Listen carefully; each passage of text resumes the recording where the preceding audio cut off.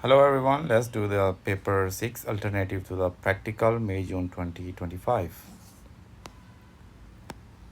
The question number 1, the student investigated the effect of the concentration of salt solution on potato tissues, and the student used three different concentration of salt solution and potato tissues that are cut in the cylinder, and they decided the volume of the S and W to make 50 centimeter cube, and the concentration is 0.5 mole per decimeter cube of the salt solution.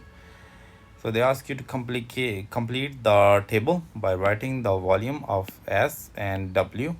There are two different beakers.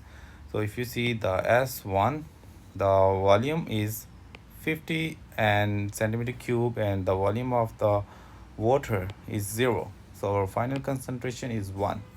In S2, our concentration, or if you see the final concentration is 0.5. So what we need to do is, because our final concentration, the volume should be 50 centimeter cube, so we are the salt solution, the volume we take is 25 centimeter cube, and the distilled water we also use 25 centimeter cube, and that's how we get 0.5. And in S3, if you see the final concentration of the salt solution is 0.0, so it means the total they use is distilled water, that is 50, and they do not add any kind of salt solution, the concentration, that's why it's 0.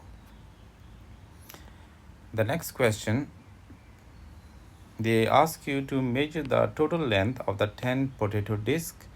If you see this information, so it says that the total length is 102 millimeter cube. So it's 102 millimeter cube. The next question is to ask you to prepare a table and write the information of that showing the results. Because we use the three different beakers, so we have S1, S2, and S3, and their final concentration is S1 is 1.0, S2 is 0.5, and S3 is 0.0. You can also have a look here. S1, S2, S3. The final concentration is here. So this is the important. And the other thing important that we must put in our graph is this. So the length change, the initial and the final. That's S1. The initial length is the total length is 102, and the length change is 94. So after 20 minutes it was 94. The S1, the total length. S2, that is changed from 103 millimeter cube to 98. That is after 20 minutes. And S3, that is started with a total length of 100. So when we put this in our graph, so S1, the initial length was 102, and the final length is 94. So the change is, like you can say, minus 8 millimeter. In S2, the initial length is 103 and the final length is 98. So the length change is minus 5. But in S3, the initial length 100 and the final length is 102. So it is the length increase. So if you see in this table, if the concentration increase, the length decrease. So this is the information we can put in the next question. Calculate the change in total length of 10 potatoes in each beaker. So S1 is minus 8, S2 is minus 5, and S3 is 2. So that is actually our conclusion of our investigation. As the concentration of the salt solution increase, the length of the potato decrease, and this is osmosis. The definition of osmosis is like the movement of water from high concentration to low concentration and to a partial permeable membrane.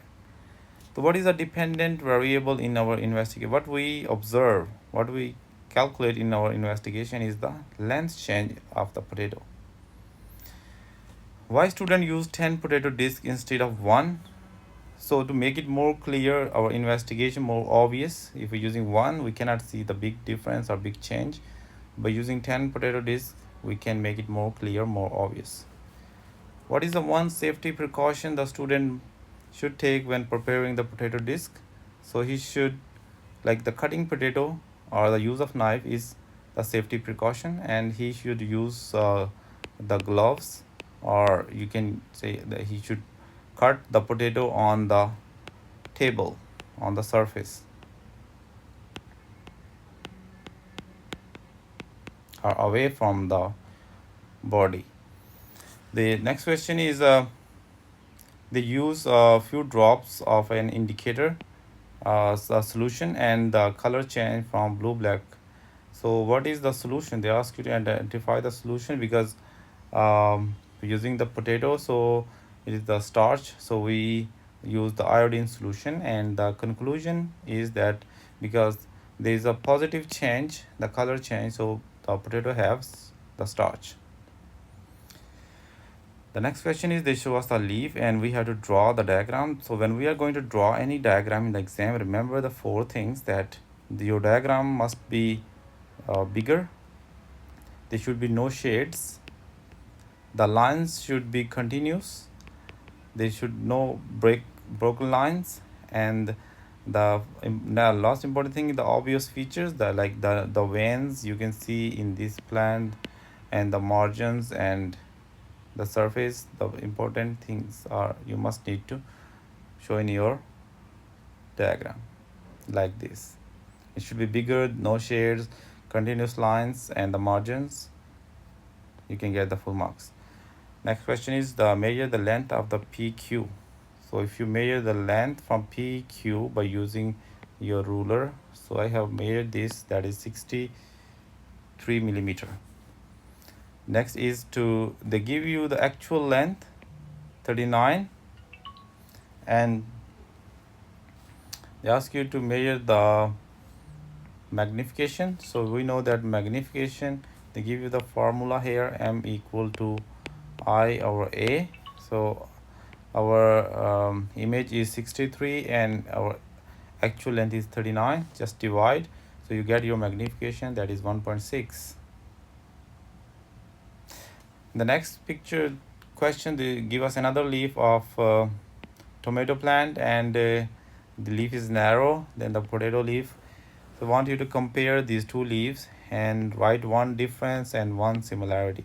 So the difference, you can see these edges we have on this on potato leaf, but in tomato leaf we don't have any kind of these edges, and they are round. And the difference you can see is that this one, the edges. The similarity is that the both have the veins, the network of veins. If you see in this diagram, they also have the veins that have the transport system. So this is the similarity and the difference. Edges of the potato leaf are round and smooth, but they don't have in tomato leaf. And similarity, they have both have the veins. The next question, they do this experiment, but the question is that the temperature was maintained at 40 degree. Describe how the student maintain the crushed apple and enzyme mixture at constant temperature. Always remember, when we are doing any experiment in the lab and we need to control the temperature, we must use the water bath. So the answer is use thermostatically controlled water bath. It can control the temperature. The next question, what are the two variables that must constant? So in this experiment, because we are using the enzyme pectinase, and so the constant variable should be the volume of the pectinase solution and the time. These are our two constant variable. In the next question, they show us this table. If you see from moving down, the concentration increase and the volume of the apple juice also increase. So you have to draw this on the graph. So you can write on one side the percentage and the other side you can use the volume, but don't forget the units, and you can draw the graph like this. And you can, if you see these 2 points, because of at this concentration 0.8 or 1.6, the volume that we produce is the same, so there's no change or no increase. Then you can just connect the lines and get your graph. The next question is, show on your graph that estimated volume of the apple juice that is produced with 0.5% of pectinase solution. So here is 0.5, so you can draw a line, straight line, and see how much volume you get is almost 12.5 centimeter cube.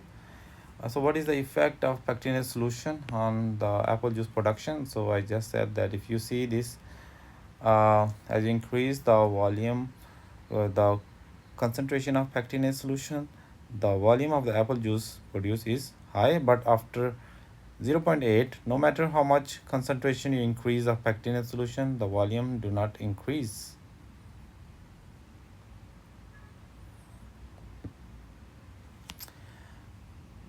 Next question is, pectinase is used to produce apple juice commercially. What extra data would be required to determine if 0.8% of pectinase solution is optimum concentration for producing apple juice?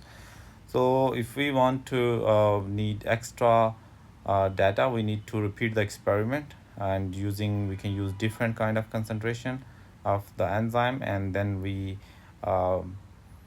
record our volumes and all the data, and we can make it confirm. So ask you to draw and label the apparatus that student use to filter and measurements. So for the filter, we need a filter paper and the filter funnel, so we can pour the juice like here, and we will get our juice in the beaker. So we must need a beaker, and for the measurement we may need a measuring cylinder to see how much volume we obtain. The next is they give you a experiment of like hydrogen carbonate, this is indicator, and it determine the concentration of carbon dioxide. At high concentration the color change is yellow, at medium it is red, and at slow is change of color is purple. I use the aquatic plant for photosynthesis to use the carbon dioxide when in the light and also in the dark. So when carbon dioxide is equal to the carbon dioxide use, so the color changes red, and they ask you to plan an investigation to determine the light intensity at which the rate of photosynthesis is equal to the rate of respiration. So because we are our independent variable that we're going to change is the light intensity, so we can use 4 different light intensity and put them at different length. Then we use the hydrogen carbonate as an indicator to see the result. We can also set up a control experiment to see and compare the experiment that we are going to do, and see the color how it match with our control experiment. And our control variable in this experiment is temperature, the pH, because we are using this enzyme, so the pH is important, and because pH effect on the enzyme activity, and volume of the water, and volume of hydrogen carbonate indicator. And number 5, you must write wearing the gloves and goggles, that is the safety of experiment. And last one is repeat the experiment.